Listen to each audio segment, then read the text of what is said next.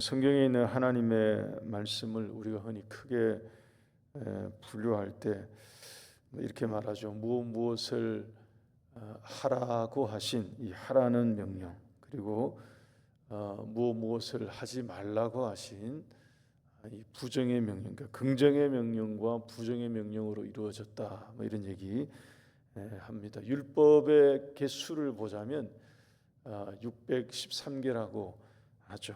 하지 말라고 하신 명령이 365개 정도. 그리고 나머지는 이제 하라는 명령으로 되어 있다, 이렇게 얘기를 합니다.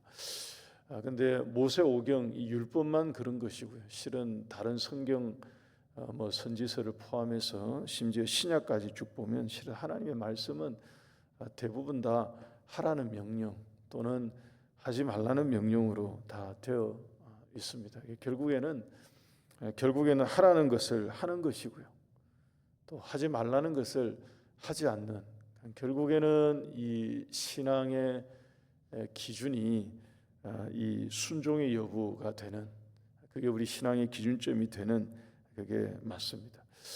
모세와 이스라엘 백성들이 이제 광야를 들어와서 쭉 지났습니다. 40년 동안 고생을 많이 했죠. 실은 이들 스스로 좀 자초한 면이 큽니다만 그래도 하나님의 인도하심 가운데 인도를 받아서 이 40년 기간이 쭉 지나고 이제 때가 되었습니다. 광야 훈련을 종료하고 가나안으로 이제 향하게 되는 그런 지점에 이르렀습니다. 이때 하나님이 이 이스라엘 사람들에게 먼저 하지 말라는 명령을 하신 게 있습니다.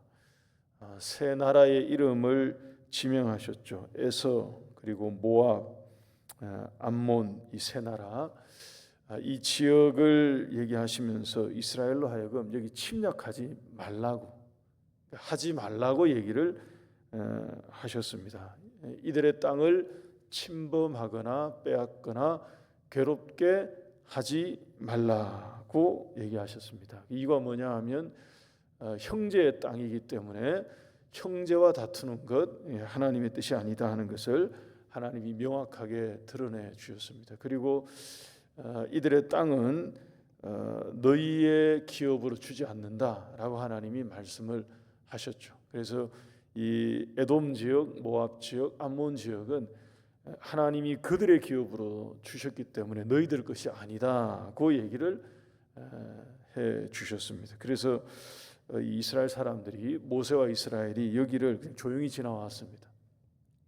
하나님이 하지 말라는 명령을 따라서 하지 않고 조용히 이제 지나왔습니다. 여러분, 이게 좀 흥미로운 점이 되면 될 수 있는데요, 이런 역사적인 배경이 있어서 그런지 지금 이스라엘이 중동 지역에서 실은 분쟁을 계속 하고 있지 않습니까? 주변 아랍국들과 계속 분쟁 가운데 있는데 공교롭게도 이 지역과는 일종의 평화 조약을 맺고 잘 지내는 것으로 알려져 있습니다. 이 과거의 에돔, 모압, 그리고 이 암몬이 있던 자리가 어딘가 하면 지금의 요르단입니다. 현대 이스라엘이 아랍국들 중에서, 중동에 있는 나라들 중에서 공식적으로 수교를 맺고 유사시에 이스라엘 교민들이 대피하는 곳이 이 요르단으로 할 정도로 이 좋은 관계를 유지하고 있는 몇 안 되는 나라, 그러니까 중동권에서 몇 개 안 되는 나라 중에 하나가 이렇습니다. 여하튼 하나님이 과거에 출애굽한 이스라엘 백성들에게 이와 같은 명령을 주셨고요. 그래서 이들은 하지 말라 하신 명령을 따라서 이제 지나왔습니다. 이 출애굽 여정에서.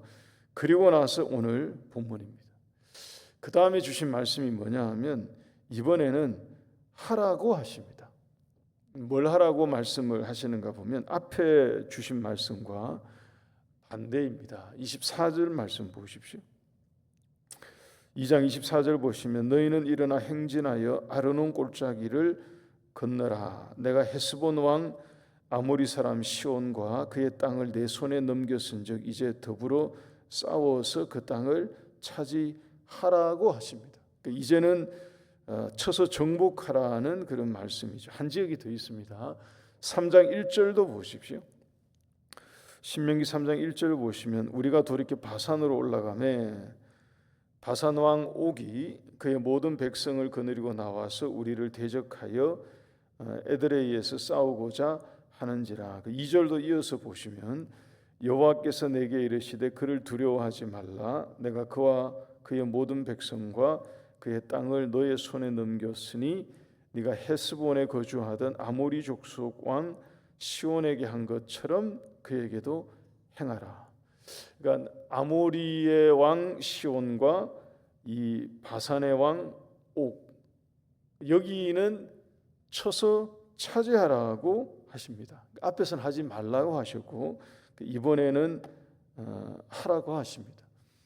하나님께서 하지 말라고 하실 때도 그 이유는 분명했고요. 또 그 이유는 실은 중요했습니다. 형제와 다투는 것 하나님이 기뻐하지 않는다는 것.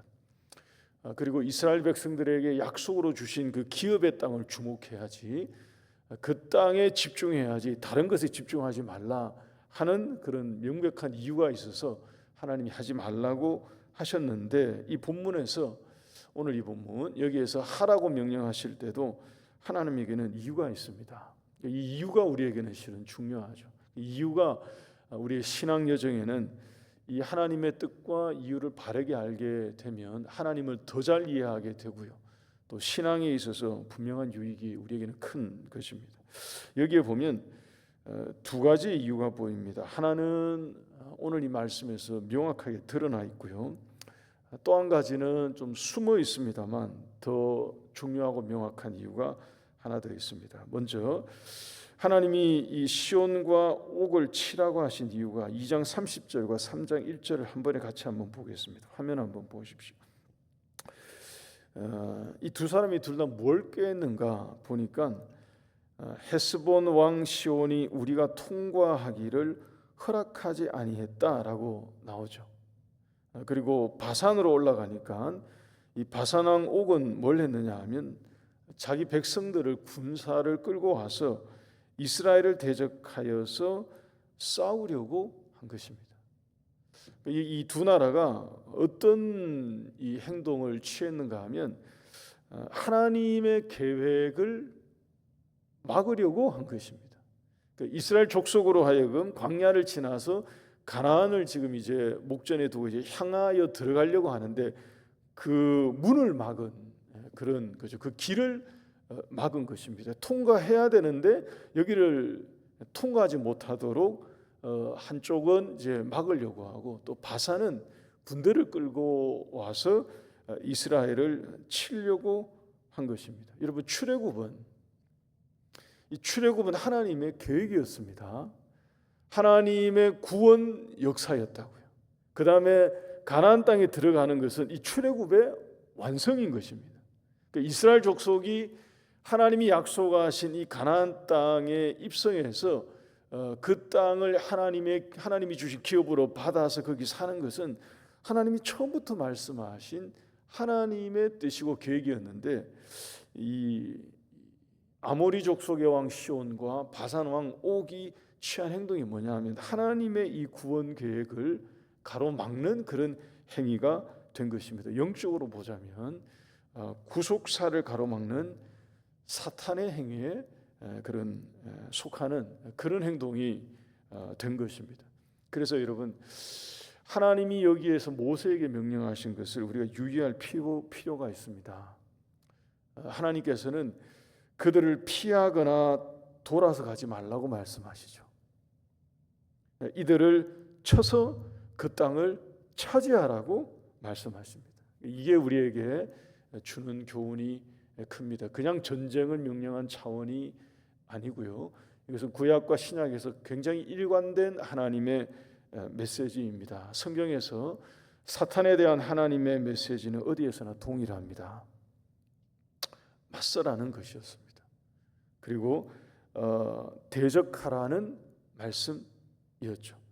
야고보서 4장 7절 말씀도 보게 되면 우리가 마귀를 대적하면 마귀가 우리를 피할 거라고 말씀하십니다. 이 반대가 아닌 거예요. 뭐 지혜롭게 피하고 이제 이런 얘기가 실은 아니거든요.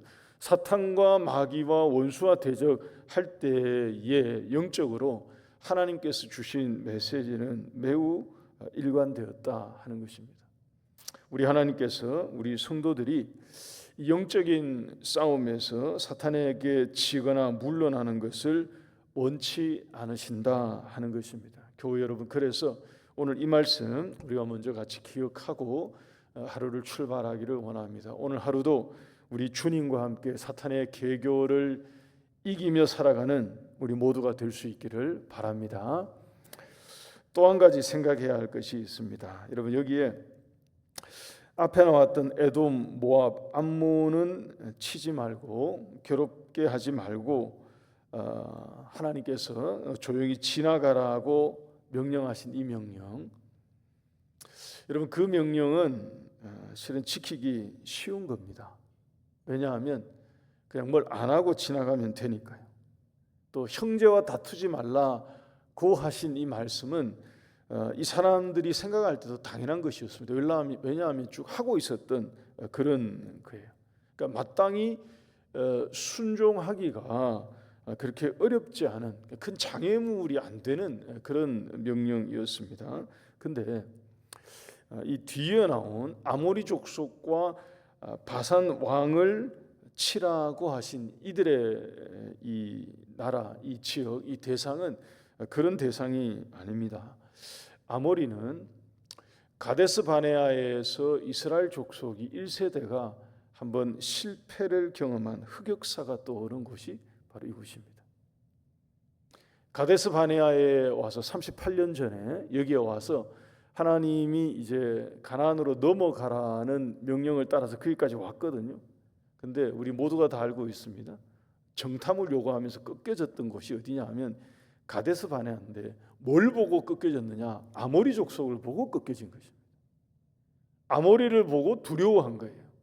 올라갔다가는 큰일 날 것 같거든요. 그들은 전부 다 장대하고 거구고 우리는 그들에 비해서 메뚜기 같고 막 이런 얘기를 다 쏟아낸 게 실은 여기서 그렇습니다. 아모리 족속을 보고 위축되어서 뒤로 물러난 그런 곳입니다. 1장에 보면 자세히 나오죠. 여러분, 바산은 어떤 나라냐 하면 구약의 전통의 강자입니다.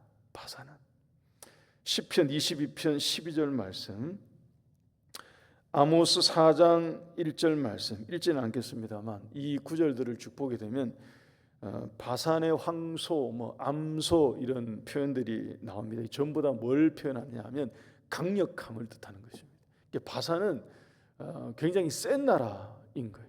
이스라엘이 생각할 때 여기는 실은 겁먹을 만한 그런 상대입니다. 하나님의 명령이 뭐냐 하면 여기를 쳐서 정복하라고 말씀하시거든요. 아모리를 쳐서 정복하라고 말합니다. 그 다음에 바산을 쳐서 차지하라고 말씀하십니다. 겁나는 곳인데, 두려움의 대상이 되는 곳인데 이런 명령을 주신 거죠. 앞에 것은 다시 말씀드립니다. 앞에 하지 말라고 하신 명령은 실은 쉬운 거였습니다. 원래 이들이 알고 있던 거고요, 하고 있던 겁니다. 이 명령은 실은 순종하기가 수월한 거죠. 근데 뒤에 나오는 이것은 순종하기가 힘든 거예요. 마음이 힘들고요, 몸도 힘들고요, 내키지가 않고요, 했다가는 큰일 날 것 같은 이런 것입니다. 이게 우리에게 교훈이 되는 것입니다. 여러분,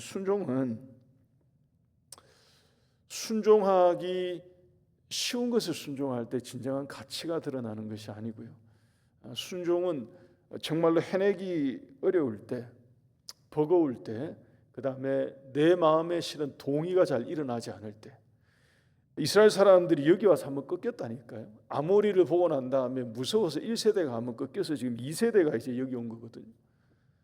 이들에게는 흑역사가 있기 때문에 쉬운 순종이 아닙니다. 근데 이건 넘어가야 되니까요. 그러니까 하나님의 명령은 바로 거기에 있었습니다. 순종하기 어려울 때 이들에게 진짜 순종이 필요했던 것입니다. 하나님이 왜 이것을 요구하셨겠습니까? 말씀드린 것처럼 한번 막혔던 이 장애물을 극복해야 되니까요. 이 두려움을 한번 이겨야지 이들이 가나안에 들어가면 전부 다 가나안에서 만날 가나안 족속들은 이와 같은 사람들입니다. 아모리 족속과 같고 그 다음에 바산 나라와 같은 이런 족속들을 만나서 가나안 땅을 정복해 가야 되기 때문에 여기서 이 장애물을 한번 뛰어넘어야죠. 여기서 다시 꺾여지면 1세대가 꺾였습니다. 2세대가 다시 꺾여지면 여러분 그 다음 이야기는 글쎄요, 다른 이야기가 되었을지 모르죠. 3세대를 다시 기다려야 됐을지 누가 알겠습니까? 그러니까 이들이 여기서 이 장애물을 뛰어넘든 아니면 돌파하고 넘어가든 넘어가야 되는 것이, 넘어가야지 가나안 땅에서 뭔가를 할 수 있으니까요. 하나님의 이유가 있었던 것입니다. 왜 여기는 쳐서 정복하라고 말씀하셨는지 분명한 이유가 있었던 그러한 것이죠. 3장 8절과 3장 10절 말씀 한번 보십시오. 이스라엘 이 출애굽 2세대가 결국 이 두 곳을 쳐서 차지했습니다. 순종했습니다. 이 어려운 순종을, 이 어려운 일을 해낸 그런 것이죠. 여러분 한 번 어려운 것을 해내면 그 다음부터는 그 비슷한 것들은 좀 쉬워집니다. 그래서 순종 훈련이 잘 되어 있으면 앞으로도 계속 그렇게 할 수 있습니다. 근데 불순종하는 것이 쌓이게 되게 되면 순종하는 게 점점 어려워지죠. 순종의 연습이 계속 되는 것이 영적인 전쟁에서는 얼마나 중요한지 모릅니다. 승수를 쌓아가는 그런 것이기 때문에 참 필요한데 이들이 결국에는 순종을 해냈습니다. 하나님 말씀 그대로 하라 하신 것을 하고 넘어갔죠. 그랬더니 여러분 그 다음에 가나안 땅에 들어갈 때 뒤에 가면 나옵니다만 이들이 오늘 이 본문에서 이겼던 이 전쟁은 엄청난 동력이 됩니다. 이것은 가나안에 들어가는 데 있어서 굉장한 힘이 됩니다. 한번 우리가 확인하고 말씀을 마치죠. 하나님의 계획이 얼마나 치밀하고 또 섭리가 놀라운지 그래서 우리가 보게 되는데요. 모세는 못 들어가고 여호수아가 이스라엘 백성들을 데리고 들어갈 때 가장 먼저 만났던 큰 성읍이 어디입니까? 어디죠? 여리고. 가나안을 들어갈 때 이들이 가장 처음 만났던 여리고, 그러니까 가나안의 대문과 같은 그런 곳입니다. 이게 큰 성으로 나오거든요. 이 여리고를 이길 때의 미끄럼이 된 전투가 뭐냐 하면 오늘 본문에 나오는 이 두 전투입니다. 여호수아 2장 10절과 11절 말씀 같이 한번 보십시다. 여러분 여기 보면 여리고에서 이스라엘을 도왔던 라합이 있죠. 라합의 고백 가운데 굉장히 중요한 내용이 있습니다. 제가 읽어드리겠습니다. 이는 너희가 애굽에서 나올 때에 여호와께서 너희 앞에서 홍해 물을 마르게 하신 일과 너희가 요단 저쪽에 있는 아모리 사람의 두 왕 시혼과 옥에게 행한 일, 곧 그들을 전멸시킨 일을 우리가 들었다고 말합니다. 그리고 우리가 이것을 들었을 때에 마음이 녹았대요. 그리고 사람들이 정신을 잃었답니다. 그리고 알게 됐다는 거예요. 너희의 여호와는 위로도 하늘에서도 그리고 아래로 땅에서도 그분이 하나님이신 것을 우리가 알았다는 거예요. 여기서 전쟁이 끝난 거예요. 그래서 오늘 본문에 나오는 이 시온과 바산왕 옥을 하나님이 쳐서 정복하라 그랬을 때는 하나님에는 계획이 있었다니까요. 이들이 가나안 땅에 들어가서 맞닥뜨려야 될 거대한 성읍과 족속들을 이기기 위해서는 이게 굉장히 중요했으니까 여기서 쳐서 정복하는 것이 너무 필요했으니까 하나님의 섭리 가운데 있었던 거죠. 근데 이겼던 이 두 전쟁이 실은 뒤에 올 미래의 전쟁을 같이 이기는 전쟁이 된 거예요. 여리고 사람들은 이미 이 전쟁에서 마음이 이미 무너졌던 거죠. 그 얘기를 들었을 때 마음이 다 녹았다고 말합니다. 여리고를 쉽게 이기게 된 동력이 여기에 있었다는 것을 우리는 또 여호수아서에 가면 다시 보게 됩니다. 하나님의 말씀에 순종하는 게 여러분 그래서 너무 중요합니다. 지금은 그게 안 보이죠.